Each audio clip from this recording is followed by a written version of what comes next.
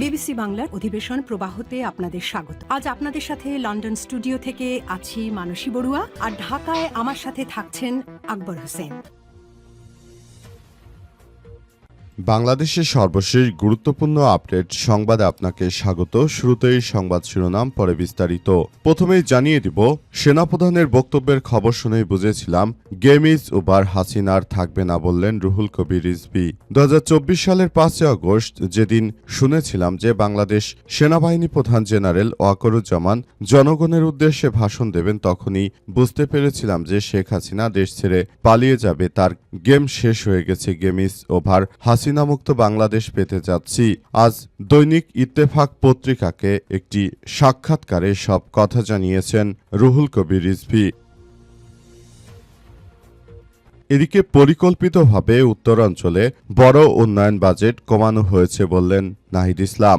বেশিরভাগ এমপি বিরোধী দলের হওয়ায় পরিকল্পিতভাবে দেশের উত্তরাঞ্চলে বড় ধরনের উন্নয়ন বাজেট কমিয়ে দিয়েছে বলে জানিয়েছে জাতীয় নাগরিক পার্টি এনসিপির আহ্বায়ক ও জাতীয় সংসদের বিরোধী দলীয় চিফ হুইপ নাহিদ ইসলাম আজ কুড়িগ্রামের টগরহাট দ্বিমুখী উচ্চ বিদ্যালয় মাঠে কৃষক সমাবেশ 2026 আত্মপ্রকাশ অনুষ্ঠানে প্রধান অতিথির বক্তৃতায় তিনি এসব কথা বলেছেন।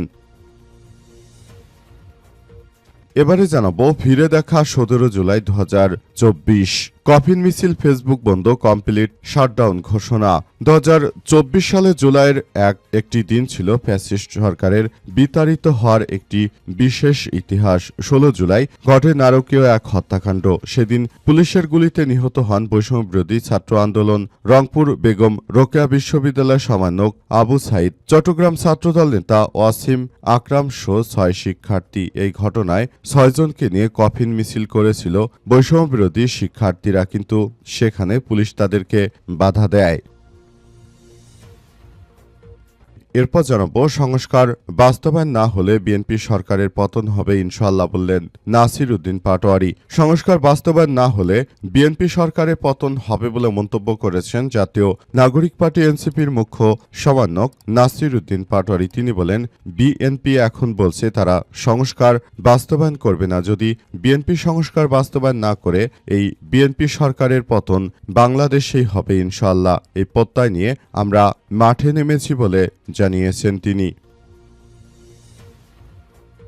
এবং সর্বশেষ জানাবো, নতুন নৌবাহিনী প্রধান হলেন খন্দকার মিসবাউল আজিম। নতুন নৌবাহিনী প্রধান হিসেবে দায়িত্ব গ্রহণ করেছেন রিয়ার অ্যাডমিরাল খন্দকার মেজবাউল আজিম। আজ আন্তঃবাহিনী জনসংযোগ পরিদপ্তর বা আইএসপিআর এর এক বার্তায় তথ্য নিশ্চিত করা হয়েছে। বার্তায় বলা হয়েছে যে নতুন নৌবাহিনী প্রধান হিসেবে দায়িত্ব পেয়েছেন রিয়ার অ্যাডমিরাল খন্দকার মেজবাউল আজিম। তিনি আগামী 23 জুলাই ভাইস অ্যাডমিরাল পদে পদোন্নতি লাভ করবেন। একই দিন তিনি নৌবাহিনী প্রধানের দায়িত্বভার গ্রহণ করবেন বলে জানা গেছে। প্রিয় দর্শক, এতক্ষণ শুনছিলেন সংবাদ শিরোনাম, এবারে বিস্তারিত।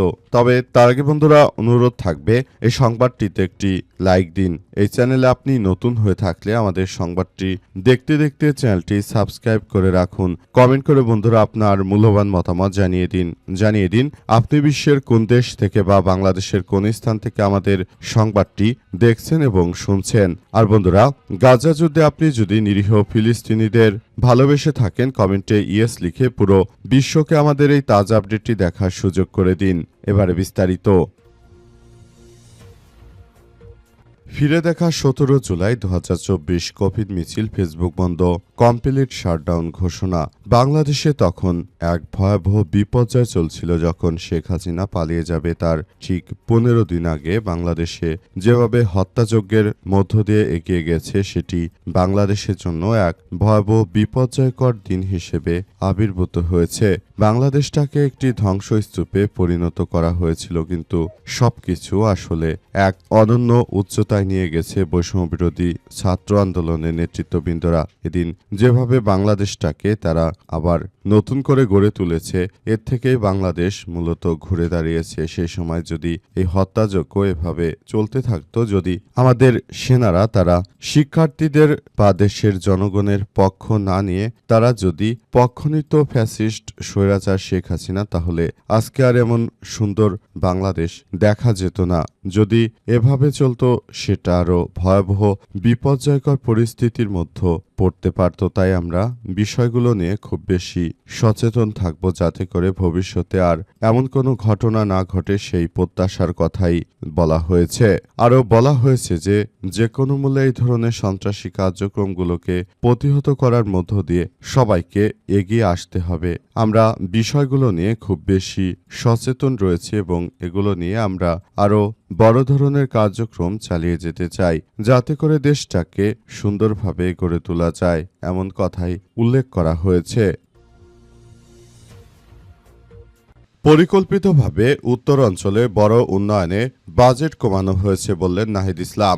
বেশিরভাগ এমপি বিরোধী দলের হয় পরিকল্পিতভাবে বাংলাদেশের উত্তর অঞ্চলের বড় বড় উন্নয়নের বাজেট কমিয়ে দেওয়া হয়েছে বলে জানিয়েছে জাতীয় নাগরিক পার্টি এনসিপির আহ্বায়ক ও জাতীয় সংসদের বিরোধী দলীয় চিফ হুইপ নাহিদ ইসলাম আজ কুড়িগ্রামের টগরহাট দ্বিমুখী উচ্চ বিদ্যালয় মাঠে কৃষক সমাবেশে 2026 আত্মপ্রকাশ অনুষ্ঠানে প্রধান অতিথির বক্তৃতায় তিনি এসব কথা জানান। নাহিদ ইসলাম জানিয়েছেন যে তৎকালীন ফ্যাসিস্ট সরকারের পুলিশ বাহিনী রংপুর বেগম রোকেয়া বিশ্ববিদ্যালয়ের শিক্ষার্থী আবু সাইদকে গুলি করে হত্যা করেছিল এবং এই হত্যাকাণ্ডের মধ্য দিয়ে আমরা দেখেছি যে তৎকালীন সময়ে আওয়ামী দুর্বৃত্তরা তারা কতটা বেপরোয়া হয়ে উঠেছিল। তারা শিক্ষার্থীদের হত্যা করতেও পিছপা হয়নি। আবু সাইদের মতো আমাদের প্রায় ১৬০০ মানুষকে তারা হত্যা করেছে। এই হত্যাকাণ্ডের ঘটনা আসলে প্রকৃতপক্ষে কোন দিকে যাবে সেটি এখন পর্যন্ত বোঝা যাচ্ছে না। পুরো পরিস্থিতি আসলে সবকিছু খুবই খারাপের দিকে যাচ্ছে।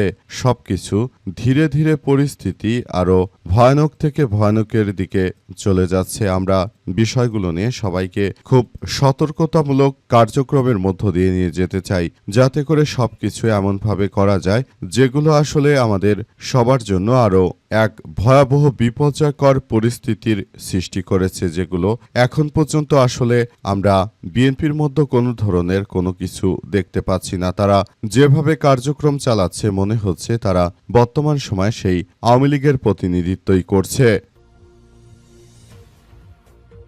সংস্কার বাস্তবায়ন না হলে বিএনপি সরকারের পতন হবে ইনশাআল্লাহ বললেন নাসির উদ্দিন পাটোয়ারি। বাংলাদেশে যদি সংস্কার বাস্তবায়ন না হয় তাহলে বিএনপি সরকারের পতন হবে বলে মন্তব্য করেছেন জাতীয় নাগরিক পার্টি এনসিপির মুখ্য সমন্বয়ক নাসির উদ্দিন পাটোয়ারি। তিনি বলেছেন যে বিএনপি এখন বলছে তারা সংস্কার বাস্তবায়ন করবে না। যদি বিএনপি সংস্কার বাস্তবায়ন না করে বিএনপি সরকারের পতন খুব শীঘ্রই হবে বলে জানিয়েছেন তিনি আরও জানিয়েছেন যে বিষয়গুলো নিয়ে আমরা খুব বেশি কার্যক্রম চালাচ্ছি এবং আমরা মনে করি যে বিএনপি এই সংস্কার বাস্তবায়নের প্রতি তারা কোনোভাবেই আর দ্বিধাদ্বন্দ্ব করবে না। যদি তারা এটি নিয়ে দ্বিধাদ্বন্দ্ব করে তাহলে ভবিষ্যতে আরও ভয়াবহ এক বিপর্যয়কর পরিস্থিতির সৃষ্টি হতে পারে বলে জানানো হয়েছে এবং আরও বলা হয়েছে যে যে কোনো মূল্যে এই কার্যক্রমগুলোকে খুব সুন্দরভাবে গড়ে তোলার মধ্য দিয়ে সবাইকে এগিয়ে যেতে হবে। সবাইকে আরও বেশি সময় সুযোগ অনুযায়ী তারপর